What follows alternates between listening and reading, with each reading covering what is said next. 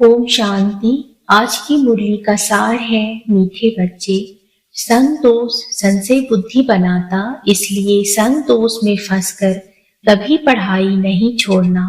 कहा जाता संग तारे को संग बोरे। आज का प्रश्न है, बाप की कौन सी श्रीमत तुम्हें कौड़ी से हीरे जैसा बना देती है? उत्तर है, बाप की श्रीमत है, बच्चे घर गृहस्थ में रहते हुए कमल फूल समान रहो। जैसे कमल फूल को कीचड़ और पानी टच नहीं करता, ऐसे विकारी दुनिया में रहते हुए विकार टच ना करे। यह तुम्हारा अंतिम जन्म है। निर्विकारी दुनिया में चलना है, इसलिए पवित्र बनो। इसी एक श्रीमत से तुम कौड़ी से हीरे जैसा बन जाएंगे, स्वर्ग का मालिक बन जाएंगे। आज गीत बजा मुझको सहारा देने वाले। ओम शांति। बाप ने समझाया है कि भगवान एक ही है जिसने भगवती को रचा। बरोबर भगवानुवाच है, जैसे बैरिस्टरवाच, सर्जनवाच, यह फिर है भगवानुवाच। भगवान कहते हैं, मैं तुम्हें स्वर्ग का मालिक, राजाओं का राजा बनाऊंगा। यह है गीता, परंतु मनुष्य भूल गए हैं कि गीता का भगवान कौन था। श्री कृष्ण तो था स्वर्ग का नंबर 1 प्रिंस। इतनी उच्च प्रारब्ध किसने प्राप्त कराई? उच्च ते उच्च प्रारब्ध है राधे कृष्ण अथवा लक्ष्मी नारायण की। यह बात कोई भी समझ नहीं सकते हैं। राधे कृष्ण स्वयंवर के बाद लक्ष्मी नारायण बनते हैं। उन्हों को यह उच्च पद किसने दिया? श्री कृष्ण कौन था, श्री नारायण कौन था, यह बातें तुम ही जानो। श्री कृष्ण को प्यार तो बहुत करते हैं, जयंती भी मनाते हैं। फिर जिससे श्री कृष्ण का स्वयंवर हुआ, उनकी भी तो महिमा होगी। राधे कृष्ण को तो इकट्ठा ही दिखाते हैं। उन्हों को ऐसा किसने बनाया? रचयिता एक निराकार को ही कहा जाता है। साकार को कभी क्रिएटर नहीं मानेंगे। इनकॉर्पोरियल गॉड फादर कहते हैं लक्ष्मी नारायण सतयुग आदि में थे। अभी तो है कलयुग। यहाँ मनुष्य दुखी कंगाल है। राजा रानी तो है नहीं। स्वर्ग की तो बहुत महिमा है। कोई मरता है तो कहते हैं फलाना स्वर्गवासी हुआ।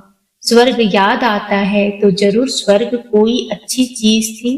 नर्क में जो मरते हैं उनको पुनर्जन्म जरूर नर्क में ही लेना पड़े। जैसा कर्म करते हैं उस अनुसार यहाँ जन्म लेना पड़ता है।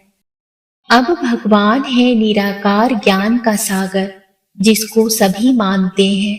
उनका यादगार मंदिर भी शिव का है।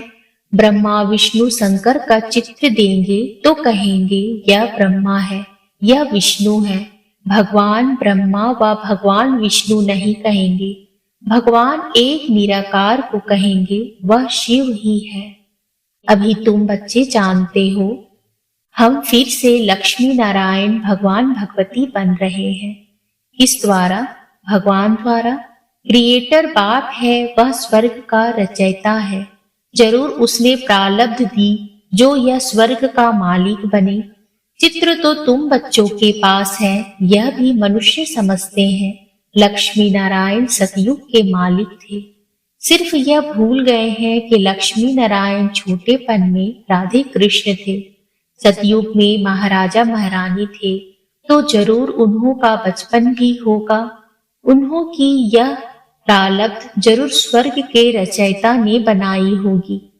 वह कब आया किसको भी यह पता नहीं। शिव का लिंग तो है, यह शिव का बड़ा रूप करके रखा है। वास्तव में कोई इतना बड़ा तो नहीं है ना। वह तो स्टार है, उनका कोई चित्र तो समझ ना सके। यह सिर्फ पूजा के लिए बड़ा चित्र बनाया है। तो यह देवी देवता धर्म किसने स्थापन किया? नाम चाहिए। क्रिश्चियन, बौद्धी आदि सबको मालूम है कि हमारा धर्म फलाने ने स्थापन किया। उनका धर्म शास्त्र यह है। पहले पहले मुख्य बात ही यह है, इसलिए बाबा चित्र बनवाते हैं, समझाने के लिए ही बनवाते हैं। आगे वाले चित्रों में कोई लिखत थोड़ी ही थी। यह तो समझाया है स्वर्ग का रचयिता है परम पिता परमात्मा। स्वर्ग में है सदा सुख। क्या इतने सब मनुष्य वहां होंगे? झाड़ पहले छोटा होता है, फिर बढ़ता जाता है। स्वर्ग में बहुत थोड़े होंगे, नरक में बहुत है। स्वर्ग में सिर्फ देवी देवताओं की राजधानी थी। यह और कोई नहीं जानते। पूछना चाहिए यह सृष्टि का चक्र कैसे फिरता है। 5000 वर्ष पहले बरोबर यहाँ लक्ष्मी नारायण का राज्य था। उसको स्वर्ग कहा जाता था। वह पास्ट हो गया। नई दुनिया जो थी वह अब पुरानी नर्क हो गई है। अच्छा, फिर क्या होगा? फिर स्वर्ग आएगा। भक्त याद करते हैं स्वर्ग व मुक्ति धाम को। क्यों याद करते हैं? क्योंकि यहाँ दुखी है। स्वर्ग में तो सदैव सुख होता है। बाप थोड़े ही बच्चों को रच कर दुखी बनाएंगे, यह तो हो नहीं सकता। तुम जानते हो सतयुग से त्रेता, द्वापर, कलयुग होना है। सतयुग का अंत, त्रेता के अंत का संगम कोई कल्याणकारी नहीं है, क्योंकि सतयुग में जो 16 कला संपूर्ण है वह देवी देवता फिर 14 कला बन जाते हैं, तो वह कल्याणकारी युग थोड़े ही हुआ। फिर त्रेता के अंत, द्वापर युग के आदि का भी संगम हुआ, परंतु उसमें भी कलाएं कम होती हैं। सतो प्रधान से सतो रजो तमो में गीतते हैं। तमो प्रधान बनना ही है, तो इस समय सारी दुनिया दुखी है। इसको कहा जाता है ऑर्फन्स की दुनिया। कोई धनी धोनी नहीं, घर में माँ बाप नहीं होते तो सभी आपस में लड़ने पड़ते हैं। जो कहा जाता है तुम तो निधन के हो, वह है हद की बात। अभी यह है बेहद की बात। सारी दुनिया का कोई धनी धोनी नहीं है। मनुष्य मनुष्य में लड़ते हैं, जानवर भी लड़ते हैं। कोई धनी धोनी नहीं है। धनी है बाप रचयिता, उनके आने से ही सब बच्चे धन के बन जाते हैं। बाप बच्चों को शांति धाम और फिर सुख धाम ले जाते हैं। पहले सतो प्रधान, फिर सतो रजो तमो। हर एक चीज ऐसे ही होती है। छोटे बच्चे भी सतो प्रधान हैं, इसलिए प्रिय लगते हैं। वही बच्चे अगर शिक्षा नहीं मिलती है तो माँ बाप को तंग करने लग पड़ते हैं। तंग तो होते हैं ना, लड़ते झगड़ते बीमार हो पड़ते हैं। कोई को नुकसान पड़ता है तो यह भी दुख होता है ना। सतयुग में कोई भी दुखी नहीं होता, वह है ही सुख धाम। बाप बच्चों के लिए स्वर्ग रचते हैं, वहां सदैव सुख है। तुम जानते हो यह बेहद की दुनिया नई थी, अब पुरानी है। देहली पुरानी और नई है ना। पुरानी अलग है, नई अलग है। नई देहली कितनी अच्छी देखने में आती है। ऐसे नहीं कि पुराने को कोई उड़ा देंगे, फिर रहेंगे कहाँ। यहाँ नई पुरानी दोनों है। फिर यह पुरानी टूट करके नई बनेगी, जिसको ही स्वर्ग कहा जाता है। देहली को ही पारिस्तान कहा जाता है। इस समय है कब्रिस्तान। सतयुग में लक्ष्मी नारायण का राज्य था। देहली परिस्तान थी, स्वर्ग थी, अब नरक है। बाप खुद स्वर्ग का मालिक नहीं बनते हैं, बच्चों को बनाते हैं। तुम कहते हो बाबा हमको फिर से स्वर्ग का मालिक बना रहे हैं। इतने सब निश्चय बुद्धि है तो देखकर निश्चय बुद्धि बनना चाहिए। कोई लंदन देखकर आए और वर्णन करे तो ऐसे थोड़ी ही कहेंगे कि हम जब देखें तब माने। यहाँ तो इतने सब बच्चे कहते हैं हमको भगवान पढ़ाते हैं, तो झूठ तो नहीं बोल सकते, परंतु भाग्य में नहीं होगा तो बुद्धि में बैठेगा नहीं। बाप कहते हैं इसमें छोड़ना कुछ भी नहीं है। यह है अंतिम जन्म। गृहस्थ व्यवहार में रहते कमल फूल समान पवित्र रहना है। यह है मृत्यु लोक, वह है अमर लोक। गाया जाता है संपूर्ण निर्विकारी दुनिया, वहां विकार होता नहीं, तो मानना चाहिए ना। बरोबर देवता की महिमा भी करते हैं। स्वर्ण युग संपन्न वह था ही वॉइसलेस वर्ल्ड। अच्छा, बच्चे तो पैदा होते होंगे, जरूर कोई युक्ति होगी। विकार से नहीं होते, वहां यह पॉइजन होता नहीं। यहाँ है संपूर्ण विकारी, वहाँ है संपूर्ण पावन। यथा राजा रानी तथा प्रजा, इसमें तुमको संशय क्यों पड़ता है? वहाँ की जो रस्म रिवाज होगी, उसी अनुसार बच्चे पैदा होंगे। वहाँ विकार होता नहीं। यह नेचर इस मृत्यु लोक का है। वहां तो कोई दुख देते नहीं, जानवर भी एक दो को दुख नहीं देते, वह भी ऐसे ही पैदा होंगे। अब तुमको चाहिए क्या? शांति चाहिए तो अपने को आत्मा समझ बाप को याद करो, तो मेरे पास चले आएंगे। जो स्वर्ग में आने वाले होंगे वह कहेंगे हम तो ज्ञान जरूर लेंगे, सुख जरूर लेंगे, बाप से स्वर्ग का वर्षा लेना है। तुम जानते हो हम बेहद के बाप से बेहद का वर्षा ले रहे हैं, बाप की श्रीमत पर चल रहे हैं। चलते चलते फिर कहाँ उल्टा सुल्टा तूफान आता है तो निश्चय टूट पड़ता है, माया से हार खा लेते हैं।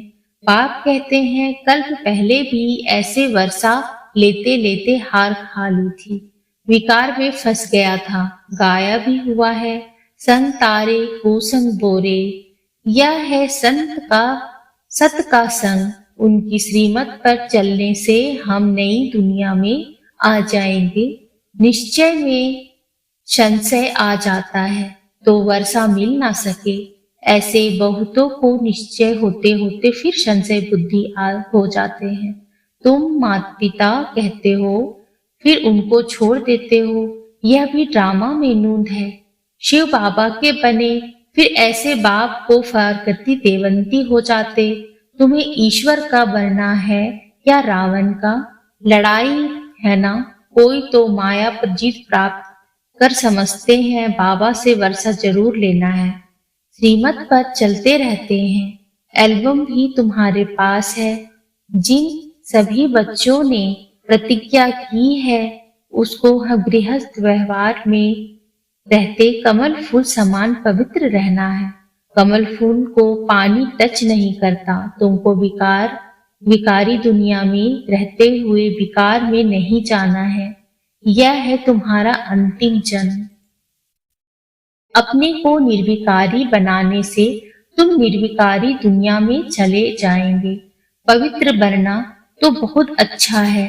बाप कहते हैं कि मेरे द्वारा तुम पवित्र बनेंगे तो स्वर्ग पवित्र दुनिया का मालिक बनेंगे। पतित दुनिया अब विनाश होनी है। कितना सहज समझाते हैं। ब्रह्मा द्वारा स्वर्ग की स्थापना सो तो हो रही है, बाकी सब हिसाब किताब चुकतू कर मुक्ति धाम चले जाएंगे। सतयुग में तुमको सच्चा सुख मिलता है। बैकुंठ का नाम तो मशहूर है, बरोबर लक्ष्मी नारायण का राज्य था। मनुष्य को तो कुछ भी पता नहीं है। सन्यासी खुद निर्विकारी बनते हैं तो विकारी लोग उनकी पूजा करते हैं। विकारी आत्मा बनती है, परमात्मा नहीं। यह समझते हैं हम निर्विकारी बन परमात्मा बन जाते हैं। तो भी दो चीज तो है ना, आत्मा और परमात्मा। विकारी को तो परमात्मा नहीं कहा जाता। वह समझते हैं हम निर्विकारी बन परमात्मा बन जाएंगे। बाप कहते हैं ऐसे तो हो नहीं सकता, कोई भी मिल नहीं सकता। मैं आकर सबको वापिस ले जाऊंगा। निशानी भी है महाभारी लड़ाई। बच्चों को राजयोग सिखा रहा हूँ। महाभारी लड़ाई है तो भगवान भी जरूर होना चाहिए, जो सभी झंझटों को हटाने, सभी के झगड़े खत्म कर दे। सर्वशक्तिमान तो बाप है ना। कहते हैं अगर तुम मेरी मत पर चलेंगे तो मैं तुमको स्वर्ग का मालिक बनाऊंगा। कल्प कल्प तुम मेरी श्रीमत से ही ऐसे श्रेष्ठ बनते हो। आधा कल्प बाद जब मेरी मत पूरी हो, आसुरी मत शुरू होती है, तो तुम कंगाल कौड़ी जैसे बन पड़ते हो। अब फिर तुमको कौड़ी से हीरे जैसा बनाता हूँ, तो श्रीमत पर चलना चाहिए। बाबा कितना सहज समझाते हैं। अच्छा, मीठे मीठे से खिलते बच्चों प्रति माँ पिता बाप दादा का याद प्यार और गुड मॉर्निंग। रूहानी बाप की रूहानी बच्चों को नमस्ते। रूहानी बच्चों की रूहानी बाप को नमस्ते नमस्ते नमस्ते बाबा नमस्ते। धारणा के लिए मुख्य सार है। पहला, किसी भी तूफान के कारण निश्चय में कमी ना आए, इसके लिए संग दोष से अपनी संभाल करनी है। श्रीमत पर पूरा पूरा चलना है। दूसरा है, इस अंतिम जन्म में श्रीमत पर संपूर्ण निर्विकारी जरूर बनना है। विकारी दुनिया में रहते हुए विकार टच ना करे, यह संभाल करनी है। आज का वरदान है, अपने हर कर्म द्वारा दिव्यता की अनुभूति कराने वाले दिव्य जीवनधारी भाव। बाप दादा ने हर एक बच्चे को दिव्य जीवन अर्थात दिव्य संकल्प, दिव्य बोल, दिव्य कर्म करने वाली दिव्य मूर्तियां बनाया है। दिव्यता संगम युगी ब्राह्मणों का श्रेष्ठ श्रृंगार है। दिव्य जीवनदारी आत्मा किसी भी आत्मा को अपने हर कर्म द्वारा साधारणता से परे दिव्यता की अनुभूति कराएगी। दिव्य जन्मधारी ब्राह्मण तन से साधारण कर्म और मन से साधारण संकल्प कर नहीं सकते। वे धन को भी साधारण रीति से कार्य में नहीं लगा सकते। आज का स्लोगन है, दिल से सदा यही गाते रहो कि पाना था सो पा लिया, तो चेहरा खुशनुमा रहेगा। ओम शांति।